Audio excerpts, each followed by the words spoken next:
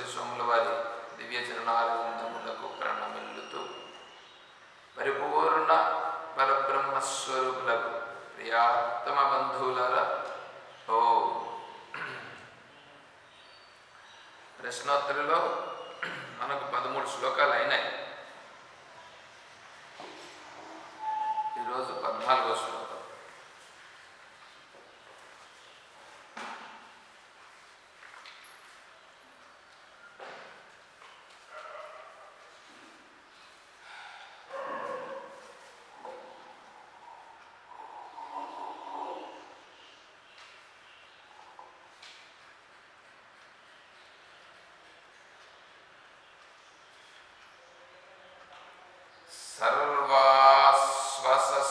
సర్వాస్వసస్థాస్వపి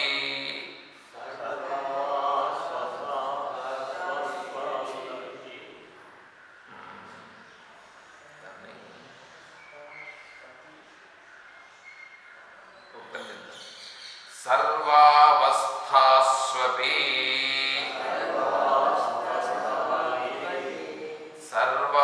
సర్వావస్థాసు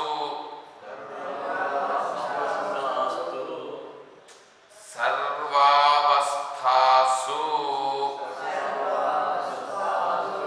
అపి కిం న కార్యం,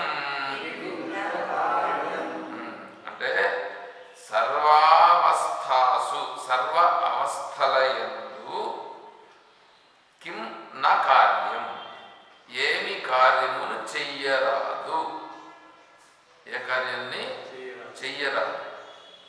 సర్వావస్థాసు అపి కిం న కార్యం కిం వా విధేయం విదుషా ప్రయత్నాత్ స్నేహం చ పాపం పఠనం చ ధర్మం సంసారమూలం హి కిమస్తు అవిద్యా. చూడండి, ఇక్కడ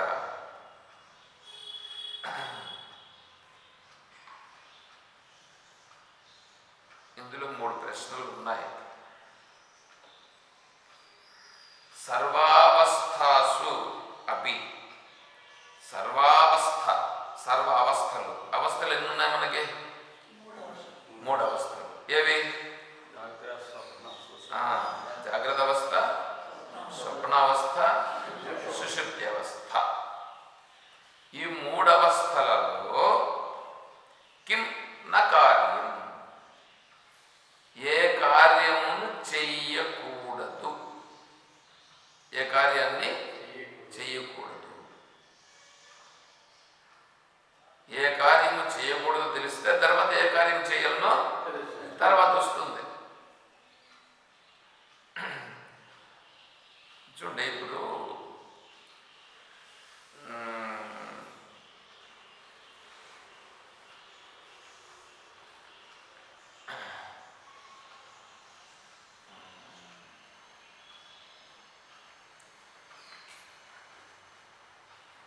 మనము ప్రాణాయామం గురించి ఒక మెయింటైన్ చేయాలి. ఎందుకు మెయింటైన్ చేయాలంటే లోపల సంస్కారాలు వాసన రూపంగా ఉన్నాయిగా, ఉంటాయి కాదు, ఉన్నాయి. ఉంటాయి వేరు, ఉన్నాయి ఉన్నాయి. సంస్కారాలు లోపల ఉన్నాయి కదా. ఆ సంస్కారాలు ఏం కావాలా? అవి వాషౌట్ కావాలి, వాషౌట్ కావాలి. వాషౌట్ అయ్యి మళ్ళా ఉండకూడదు.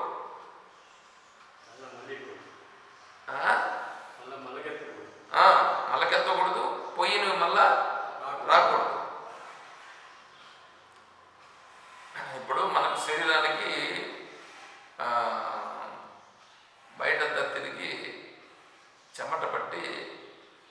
వస్తుందిగా శరీరం అంతా ఏమంటుందంటే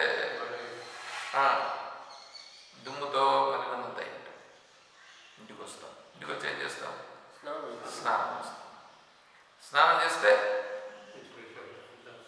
ఈ మలినమంతా ఫ్రెష్ అప్ అయ్యి పోతుంది.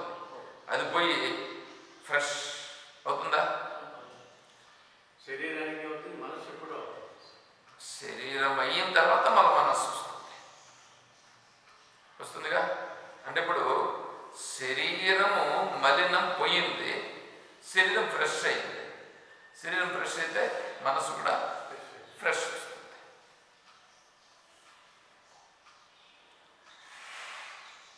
పైన ఉండేది పోతేనే నీకు కొద్దిగా తేడా తెలిసింది కదా. కనిపించినటువంటి వాటిని నువ్వు తొలగించుకునేదానికి నువ్వు ప్రయత్నం చేసావు కదా. చేసావు లేదా? స్నానంతో స్నానం చేసి ప్రయత్నంతో శరీరానికి పట్టినటువంటి మలాన్ని తొలగించుకున్నావు. అవునా? జల స్నానం దినే దినే సకృత్ గీతాంభసి. సకృత్ గీతాంభసి, గీతాంభసి అందుకే పలికే దాంట్లో చెప్తా ఉండదు. సకృత్ గీతాంభసి, సకృత్ గీతాంభసి స్నానం అంటాం, తప్పు. సకృత్ గీతాంభసి, గీతాంభసి స్నానం. సరేనా? ఏమిటి అదేమిటది?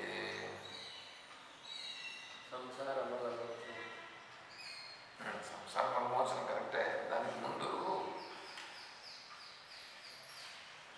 మల నిర్మోచనం సంసారం, జలస్నానం దినే దినే. దినే దినే ప్రతిరోజు మనం ఏం చేస్తాం? జలస్నానం చేస్తాం. దేనికి? మల నిర్మోచనం, మలం నిర్మోచనం. మలం అంటే శరీరం పైన పట్టిన మురికి. మురికి ఏమండి? మీరు సెంటు కొట్టుకున్నారండి అనుకోండి, లేదు పౌడర్ వేసుకున్నారు అనుకోండి. పౌడర్ మంచి వాసనగా, మంచి వాసన కదా. సెంట్ మంచి వాసనగా. ఇప్పుడు అది మలమా కాదా?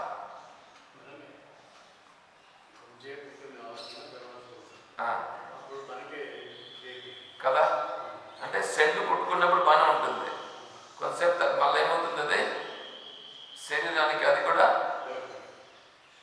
ఒక దుర్గంధమే. అంటే శరీరం పైన ఏర్పడుతుంది. ఈ పౌడర్ వేసుకున్నప్పుడు ఏమో బాగానే ఉంటుంది, అదే మురికి అవుతుంది. అవునా? అంటే నువ్వు ఏదైతే మంచిదని అనుకున్నావో అది కూడా మురికి. అర్థమవుతుందా? మలం అంటే మనం గుర్తించడానికి, మలం అంటే గుర్తించాలి కదా. మలమేది? మలం అంటే ఊరికి చెమట పడితే అది మాత్రమే మలం అనుకుంటారా?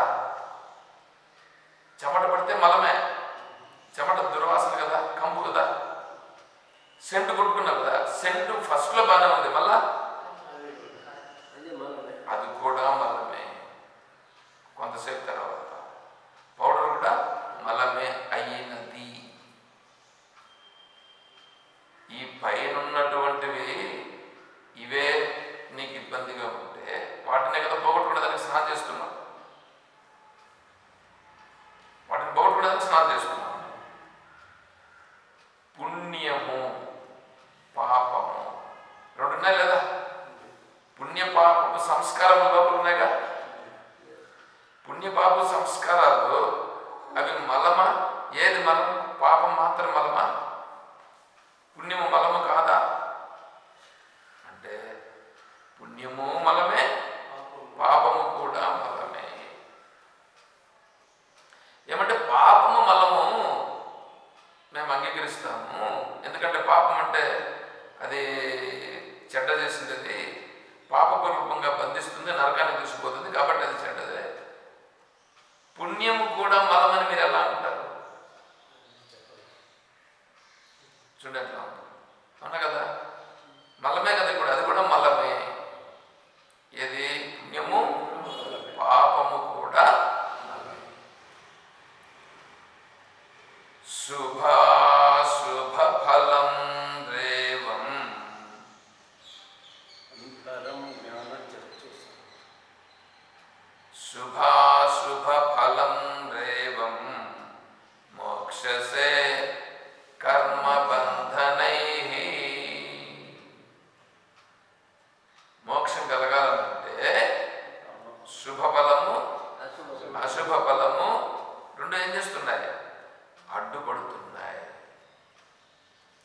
ఏమంటే ఇప్పుడు మీరు ఆత్మస్వరూపం అండి, ఆత్మస్వరూపంగా మీరు నిలవాలని అంటే ఆత్మస్వరూపంగా మీరు నిలవాలి.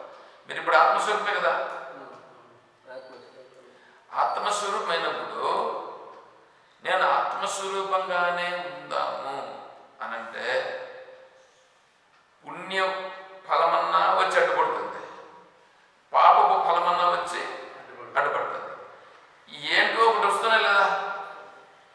ఇప్పుడు ఇవి రెండు నిన్ను ఆత్మస్వరూప స్థితిలో ఉండేటట్లుగా పెడుతున్నాయా? ఇప్పుడు పుణ్యఫలం వచ్చింది, పుణ్యఫలం వచ్చి స్వర్గాన్ని తీసుకుందని అనుకోండి, నిన్ను ఆత్మస్వరూపంగా పెట్టిందా? పాపఫలం వచ్చింది, నరకాన్ని తీసుకుంది, నిన్నేమన్నా ఆత్మస్వరూపంగా పెట్టిందా? సరే, పుణ్యఫలం వచ్చింది, ఆ ఏంటో ఇక్కడ సుఖాలను అనుభవించడానికి తీసుకుపోయింది, భోగాలను అనుభవించడానికి తీసుకుపోయింది. పుణ్యఫలం ఉంటేనే కదా. ఫ్లైట్లో ఇక్కడి నుంచి మొన్న చంద్రశేఖర్ స్వామి అక్టోబర్ ఇంగ్లాండ్ ఢిల్లీకి, మళ్ళీ అక్కడి నుంచి ఇటలీకి పోయినారు. ఏమన్నా మన అందరూ పోయినామా? వారికి పుణ్య సంస్కారం ఏం చేసింది? ఇటలీకి తీసుకుపోయి, ఇటలీలో ఎక్కడెక్కడో చూసినాడు, ఆ స్టీమర్లో పోయినాడు, ఏంటంటో చూసినాడు, అన్ని చూసాడు లేదా. కొంతమంది డ్యాన్స్ చేసినారు దాంట్లో, అవి కూడా చూసినట్టు, వాళ్ళతో కూడా కలిసి కూడా డ్యాన్స్ కూడా వేసి ఉండొచ్చు కూడా. వేసి ఉండొచ్చు, మీకేం తెలుసు. వయసు లేదని మీరు ఎందుకంటారు? మనస్సు ఉందిగా, మనస్సుతో పని కానీ వయసుతో ఏమిటండి, అట్లా అట్లున్నాయి కదా. ఎట్లన్నా కానీలే అన్నాం కదా. అంటే పుణ్య సంస్కారం చేత బాగా పోతున్నాము అనే ఒక హ్యాపీనెస్ అనేది కలుగుతుందిగా. ఇప్పుడు అది ఆత్మస్వరూపంలో ఉండేట్లుగా చేసిందా?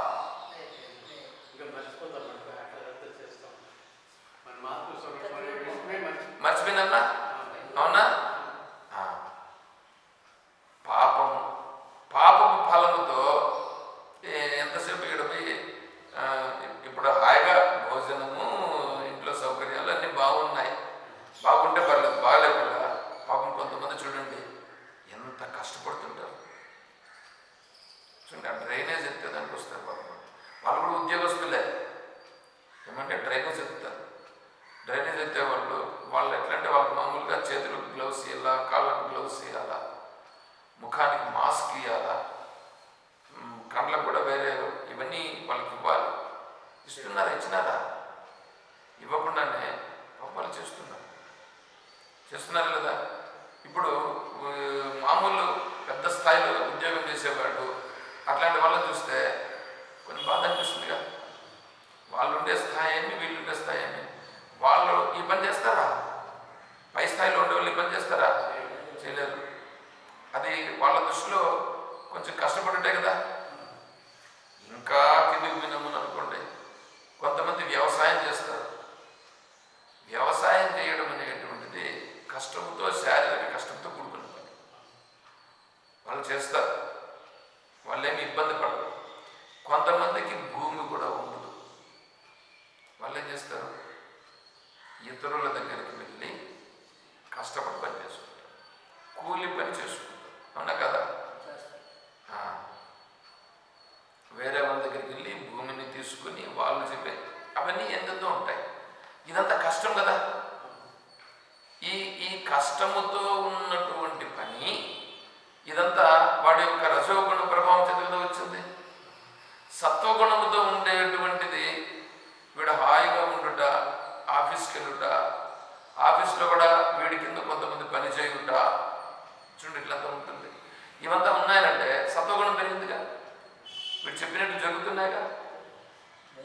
ఇవి రెండు అంటే పుణ్యఫలము, వాడి దృష్టిలో ఇది పుణ్యఫలం అవునా కదా, వీడి దృష్టిలో అది పాపఫలం అవునా కదా.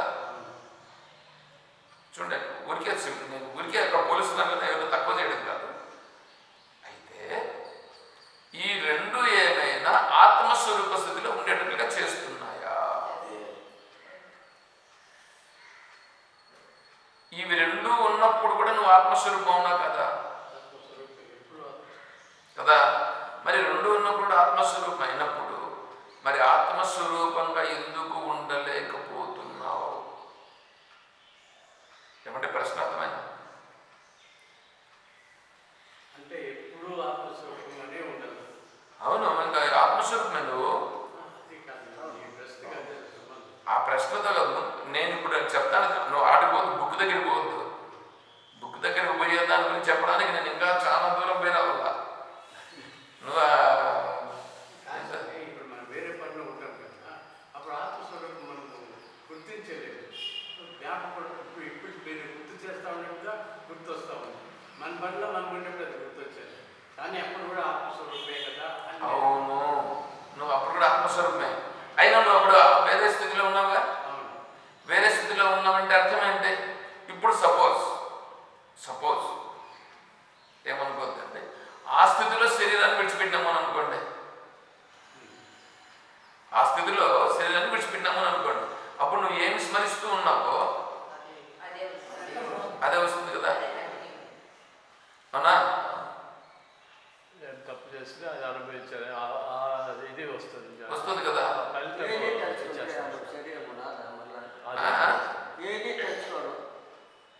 ఏది తెలుసుకోకుండా పోవడం అని అంటే అర్థం ఏంటి?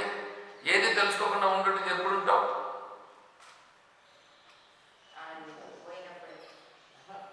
ఏది తెలుసుకోకుండా ఉండదు అంటే ఎప్పుడు పరమాత్మ ధ్యానం చేస్తూ ఉంటే అది నువ్వు ఏమి తెలుసుకుంటే అలా ఉంటావు. అర్థమవుతుందా? నువ్వు పరమాత్మను తెలుసుకుంటే పరమాత్మ భావనలో ఉంటావు. పరమాత్మ భావనలో ఉంటావు కానీ పరమాత్మ కావు. అంతే కదా.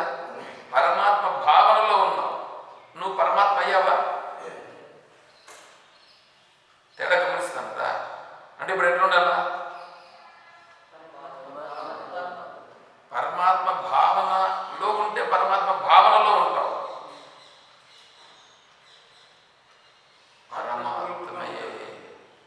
పరమాత్మయే నేను పరమాత్మయే అని ఉంటే ఇప్పుడు పరమాత్మే. పరమాత్మ భావన వేరే, పరమాత్మ వేరే. పరమాత్మ భావన మనసుతో చేసేది, పరమాత్మయే మనసుతో చేసేది కాదు. అర్థమైంది? అక్కడే ఉన్నా పరమాత్మ భావన కూడా వచ్చలేదు మరి అందుకే నేను చెప్తాను. అది నేను అంత దూరం చెప్పాలనంటే మీరు ముందుగానే వచ్చినారు కాబట్టి నేను ఇంకా దాన్ని చెప్పాలిగా. ఏమీ తెలుసుకోకుండా ఉండుట, ఏమీ తెలుసుకోకుండా ఎప్పుడుంటావు? ఎప్పుడుంటావు? ఏది తెలుసుకోకున్నప్పుడు మన శరీరం పోయే టైం వచ్చింది, మనకు పరమాత్మను రాదు, ఎవరు ఏది గుర్తు రాదు, ఏదో నొప్పులు గిప్పులు అన్నీ ఉంటాయి. ఆ నొప్పి భావంలోనే ఉంటాము అనుకోండి. ఆ నొప్పితోనే మూడుతాను ముక్కతాను ఉంటాము. అప్పుడు ఏది తలచలేదు కదా మనము. ఇప్పుడు అది నీకు అనుభవం ఉందా? అనుభవం కాదు, నా ఊహ. నీ ఊహ తప్పు అని అంటున్నా నేను. ఎందుకంటే చనిపోయేటప్పటికీ అంతెందుకండి, నువ్వు నిద్రపోతున్నావు కదా. నేను నిద్రపోతా ఉంటే చనిపోయేది రెండు ఒకటే కదా. నువ్వు నిద్రపోయేటప్పటికీ ఏమీ భావన లేకుండా నువ్వు నిద్రపోగలవా?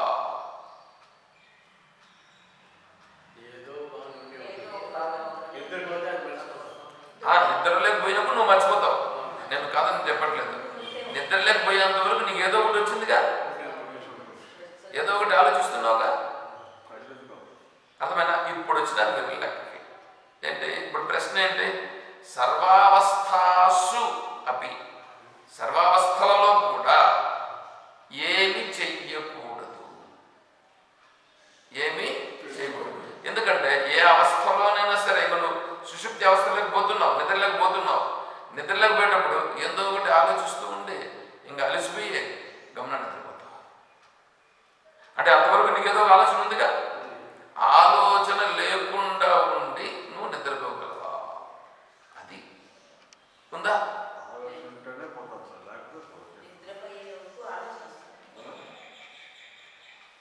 ఆలోచనలు ఆటోమేటిక్గా తగ్గుతాయి. నిద్రలేకపోయేటప్పటికి, నిద్రలేకపోతున్నాం కదా, ఆలోచనలు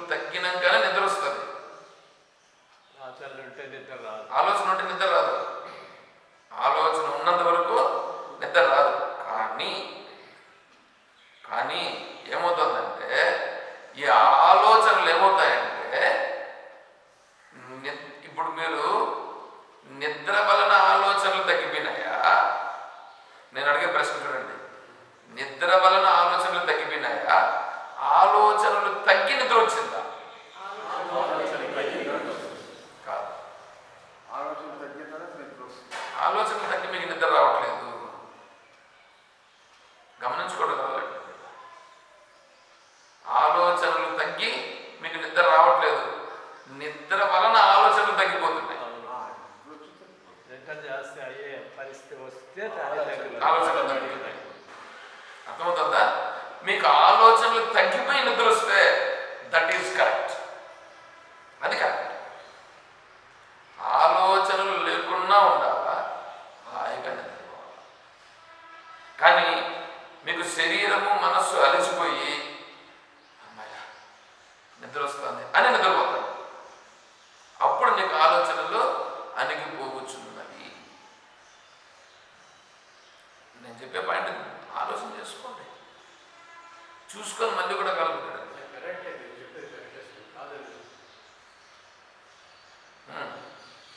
కాబట్టి ఆలోచన ఏది ఉంటే అర్థమవుతుందా చంద్రశేఖర్ సార్? ఆలోచన ఉంటే నిద్ర రాదు. రాదు.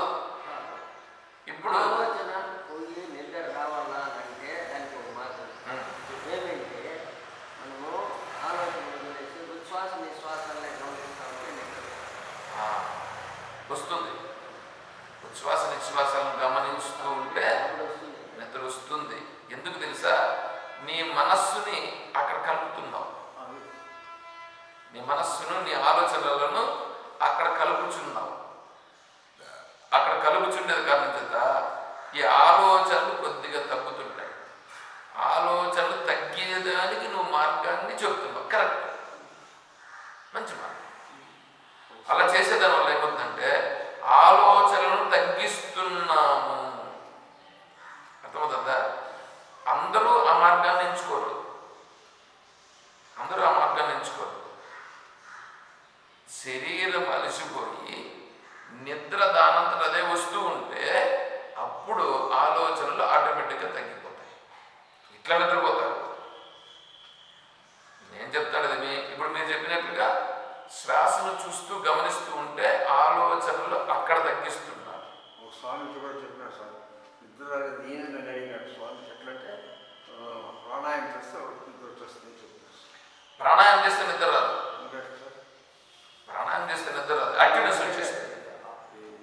శ్వాసను గమనించుట, శ్వాసను గమనించుట వారు చెప్పింది కరెక్ట్. అనుభవంతో చెప్తున్నటువంటి మాట అది కరెక్ట్. అది అట్లాగే ప్రాణాయామం చేసి చూడ కావాలంటే నిద్ర రాదు, వచ్చేది పోతుంది. ప్రాణాయామం చేస్తే నిద్రపోతా ఉండేదని లేపిస్తుంది.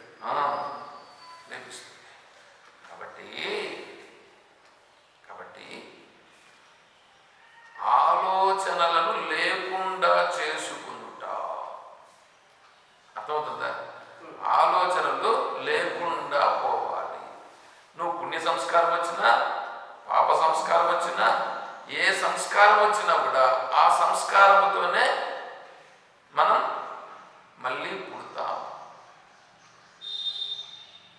యం యం వాపి స్మరన్ భావం యసత్యంతే కళేబరం తం తమే వైది కౌంతేయ సదా తద్భావ భావితః. అవునా? ఏ ఏ భావనతో మనము శరీరమును విడిచిపెట్టుచున్నామో ఆయా భావనతోనే తిరిగి జన్మించుచున్నాము. కాబట్టి ఏ భావనతో విడిచిపెడితే ఆ భావనతో వస్తుంది. ఇప్పుడు మన మన ఆలోచనలు, మన సంస్కారాలు, మన హృదయంలో ఉండేటువంటి భావనలు ఉన్నాయే, మనం ఏదో పని చేస్తూనే ఉంటాం. ఏదో పని చేస్తూ ఉన్నప్పుడు ఆ పని మీద కదా ఉండవు, అది కదా పడుతుంది నీకు. అది పట్టేదాని వల్ల నీకు అదే కదా నిలుస్తుంది. ఎక్కడ? మనస్సులో. మనస్సులో అదే నిలుస్తూ ఉంటే ఇంకా నువ్వు ఆత్మభావనతో ఎలా ఉండగలవు? నేను ఆత్మను అని నువ్వు అంటే ఇవన్నీ అడిగిపోతాయి. అర్థమవుతుందా? ఇవన్నీ ఆడిపోతాయి.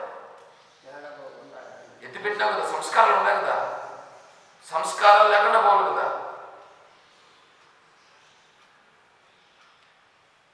సంస్కారం లేకుండా పోవాలి. యదా హి చేంద్రియార్థేషు న కర్మస్వనుసజ్జతే సర్వ సంకల్ప సన్యాసి యోగారూఢ